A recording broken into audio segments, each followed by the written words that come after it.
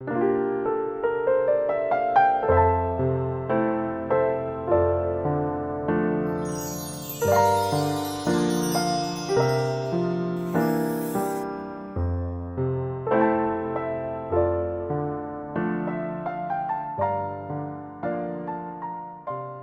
10장 1절에서 15절까지 말씀을 교독합니다.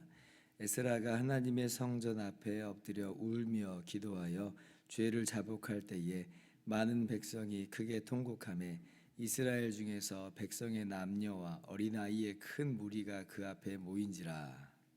엘람 자손 중 여이엘의 아들 스가냐가 에스라에게 이르되 우리가 우리 하나님께 범죄하여 이 땅 이방 여자를 맞이하여 아내로 삼았으나 이스라엘에게 아직도 소망이 있나니 곤대 주의 교훈을 따르며 우리 하나님의 명령을 떨며 준행하는 자의 가르침을 따라 이 모든 아내와 그들의 소생을 다 내보내기로 우리 하나님과 언약을 세우고 율법대로 행할 것이라. 이는 당신이 주장할 일이니 일어나소서 우리가 도우리니 힘써 행하소서 하니라.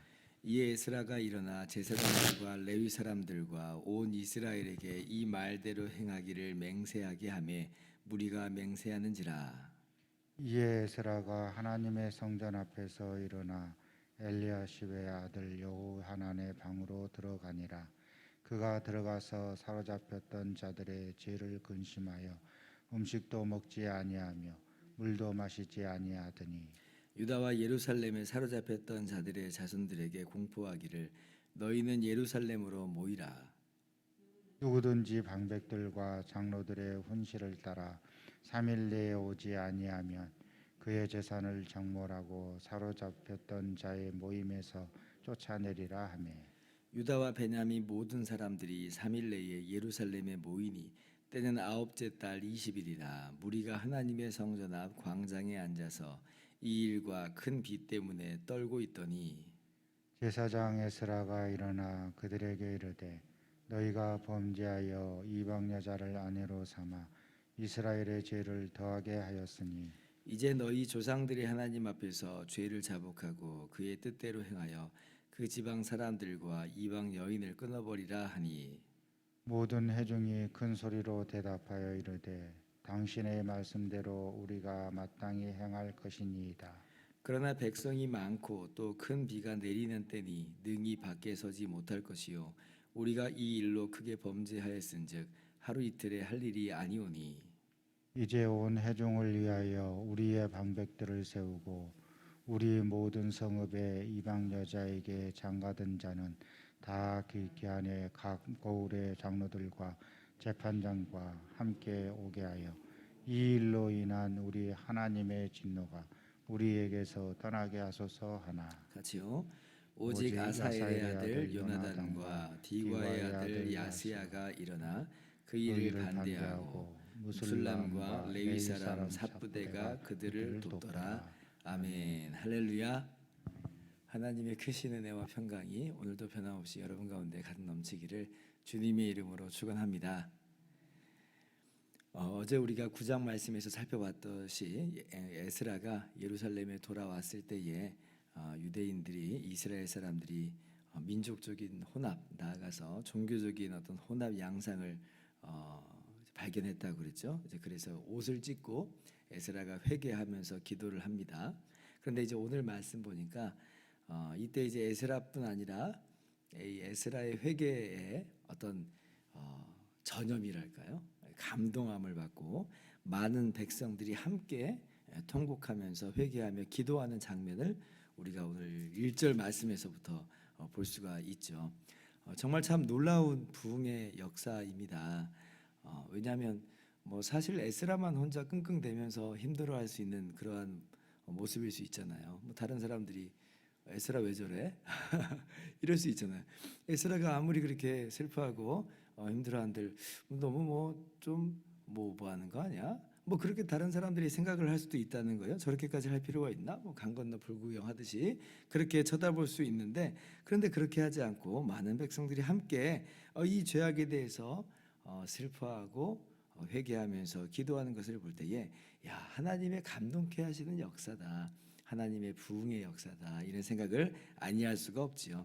뿐만 아니라 이 백성들이 그렇게 회개하고 기도하는 것만으로 지금 끝나는 게 아니라 2절 말씀 보니까 이러한 죄악을 수정하고 돌이키려고 하는 역사를 이 백성들이 마음을 품게 됩니다. 2절 보면 이제 스가냐라고 하는 사람이 나오는데 이 사람이요, 우리가 에스라 당신의 교훈을 따르겠습니다, 하나님 말씀을 따르겠습니다라고 하는 거예요. 그러면서 이제 에스라 보고 영적 갱신 운동을 펼치자라고 하는 겁니다. 지금 이 스가냐가 뭐라고 말하냐면 지금 이방 여인들과 결혼했던 이 모든 일에 있어서 이방 여인을 내보내고 그들의 자녀를 내보내겠습니다, 이렇게 얘기를 합니다.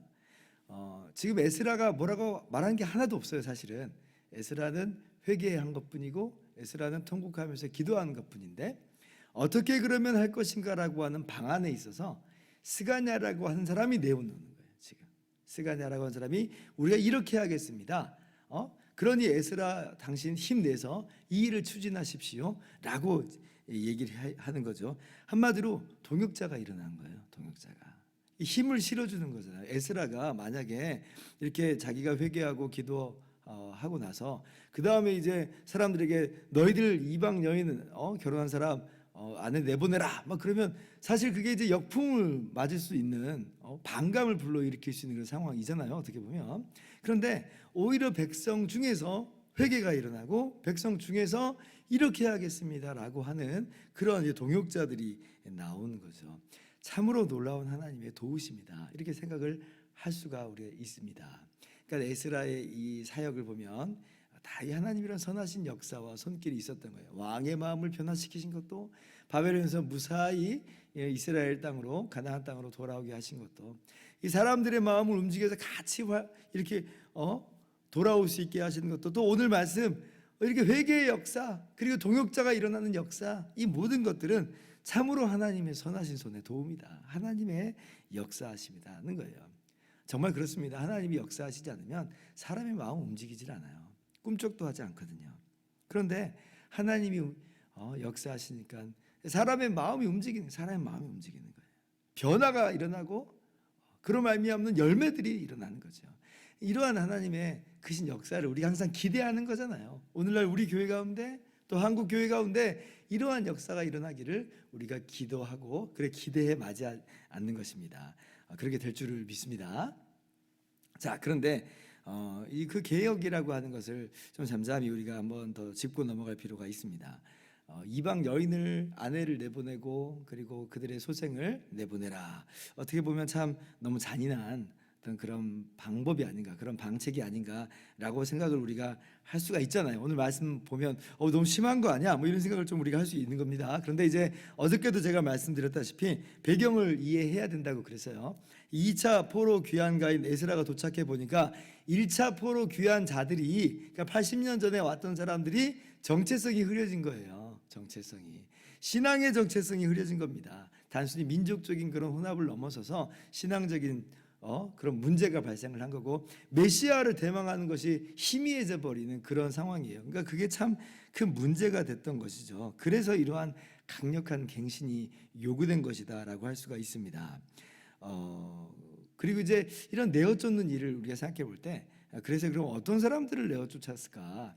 그냥 모든 이방 여인이라면 그냥 하나같이 다 내어 쫓았을까? 그들의 소상이만 다 내어 쫓았을까라고 할 때 그렇지는 않았을 확률이 높아요. 그렇지 않았을. 왜냐하면 만약에 이제 이방 여인이라 할지라도, 또 그들의 소생이라 할지라도, 나는 여호와 하나님을 믿겠습니다, 나는 하나님을 섬기겠습니다 라고 하면 과연 그런 사람도 내어 쫓았겠는가? 그렇지는 않았겠죠. 정말 뭐 그런 정도라고 한다면 이런 에스라의 개혁은 사실 종교 개혁이 아니라 편협한 국수주의에 불과한 거예요. 그러니까 에스라의 종교 개혁이 진정한 신앙 부흥 운동이라고 하는 것은 이게 지금 민족적인 국수주의로 가자는 게 아니라 신앙적인 그런 이 회복을 이루는 거거든요. 그러니까 이방 여인 중에서도 또 그들의 소생 중에서도 나는 비록 혈통적으로는 이방을 따랐지만 그러나 신앙적으로 나는 여호와 하나님을 따르는 이스라엘 백성이 되기를 원합니다. 그럼 그걸 누가 말리겠어요? 개종도 시키는 판에, 그죠? 그러니까 그렇게 막 아주 잔인하게 내어쫓는 형태는 아니었을 겁니다. 오히려 내어쫓기 끝까지 이제 내어쫓겨진 사람은 이런 사람들인 거예요. 난 여호와 하나님 믿지 않을 거야라고 하는 거죠. 끝까지 거절한 사람들은 갈리게 하는 그런 일일 것이라고 우리가 생각을 해볼 수가 있어요. 예를 들면 추측이지만 2절에 스가냐라고 하는 사람도 한번 보세요. 스가냐가 엘람 자손 여히엘의 아들 이렇게 써 있잖아요. 근데 이 여히엘이요 26절에 한번 나와요. 이방 여인을 아내로 받은 사람 중에는 엘람 자손의 여히엘이 딱 나옵니다. 그죠? 그래서 그럼 이 스가냐가 누구냐라고 할 때 둘 중에 하나로 생각을 해볼 수가 있어요. 첫 번째는 여히엘의 첫 번째 아내의 아들. 그리고 여히엘이 둘째 아내를 얻었는데 이방 여인일 수가 있죠. 그렇게 볼 수가 있고 또 하나의 가능성은 스가냐가 어쩌면 바로 이방 여인의 자손일 수도 있습니다. 근데 이제 스가냐는 나는 이스라엘 백성이라 하는 신앙적 정체성을 분명히 세운 사람이라고 볼 수가 있죠. 만약에 정말 두 번째 케이스라면 아까 내어쫓는 것이 단순히 뭐 혈통이 다르다고 해서 내어쫓는 형태는 아닐 것이다라고 볼 수 있는 하나의 근거가 되기도 합니다. 근데 뭐 정확하게는 우리가 알 수가 없는 하나의 가능성만 우리가 볼 수 있는 거기 때문에 그럴 수 있다라고 이제 보는 것이죠. 어쨌든지 간에 핵심은 혈통적인 게 아니에요. 핵심은 신앙적인 거예요. 이런 신앙적인 부분은 오늘날도 마찬가지입니다. 오늘 말씀을 단순하게 우리가 무슨 혈통적인 이스라엘로 간주해서 적용할 필요는 전혀 없어요. 우리 자신이 이방인이기 때문에 사실은 뭐 우리한테는 적용거리도 지금 그렇게 혈통적으로 될 수도 없을 뿐더러 또 그렇지도 않아요. 그러나 우리에게도 똑같은 적용의 양상들이 있죠. 뭐냐면 우리 주님께서 분명하게 말씀하시잖아요. 마태복음 10장 37절에 아버지나 어머니를 나보다도 사랑하는 자는 내게 합당하지 아니하고 아들이나 딸을 나보다도 사랑하는 자도 내게 합당하지 아니하다 말씀하셨습니다. 그러니까 안 믿는 우리 가족일 수 있어요. 충분히 안 믿는 가족일 수 있어요. 안 믿는 가족이라고 해서 큰 문제가 될 수는 없어요. 같이 살 수 있죠. 같이 살 수 있어요. 근데 정말 간혹 이런 사람들이 있을 수 있잖아요. 안 믿는 식구들이 뭐 정말 신앙적인 이유 때문에 우리들을 핍박하고 우리들을 힘들게 하고 그래요. 근데 그걸 넘어서서 폭력을 행사하면서 뭐 나중에는 급기야 나야 예수야 선택해라고 하면서 그들이 막 갈리기를 불사하면서 우리에게 다가올 수가 있어요. 그럴 때는 성경에서 분명하게 이야기하기는 갈리기를 원하는 그런 사람에게는 갈리게 하는 것을 주저하지 말라는 거예요. 가정을 보호하는 것을 정말 중요하게 여겨야 됩니다. 이게 성경적인 관점이에요. 그러나 그것보다도 중요한 게 있다는 거예요. 그게 뭐냐면 신앙이라고 하는 거예요. 신앙. 그래서 정말 심지어는 그들이 갈리게 하거든, 갈리고 싶어 하거든, 갈리게 하라. 그 정도까지 신앙의 우선성, 신앙의 중심성을 신약 성경도 아울러서 이야기를 하고 있는 것이죠. 그래서 오늘 말씀은 그런 관점으로 보는 거예요. 신앙의 정체성을 세우는 일에 있어서 그걸 최우선적인 그러한 가치로 우리가 삼아야 된다라고 하는 것입니다. 그래서 오늘 말씀을 그렇게 우리 가운데 적용하면서 우리가 그런 신앙적인 타협함이 없는 신앙적인 정체성을 분명히 세우는 그러한 모습으로 나아갈 수 있기를 주님의 이름으로 축원합니다. 기도하겠습니다.